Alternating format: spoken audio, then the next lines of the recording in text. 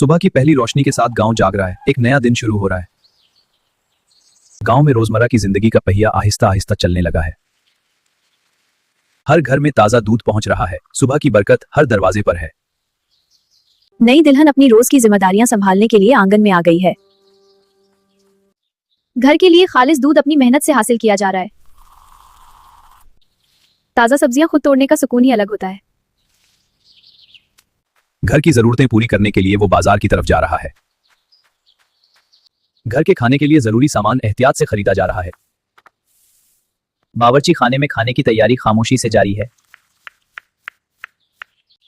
दाल और चावल की खुशबू पूरे घर में फैलने लगी है।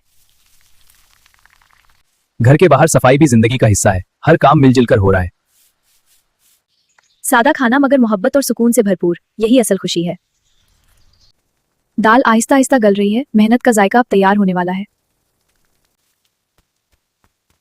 चावल भी अपनी खुशबू से बावर्ची खाने को महका रहे हैं। हर कदम पर ध्यान रखा जा रहा है ताकि खाना मुकम्मल हो सके।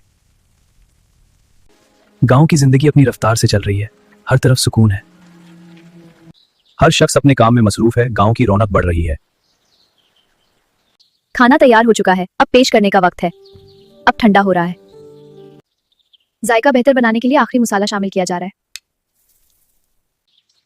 सादा मगर मोहब्बत से तैयार किया गया खाना दस्तरखान पर सज रहा है। घर के सुकून में मिलकर खाना खाने का लम्हा आ गया है।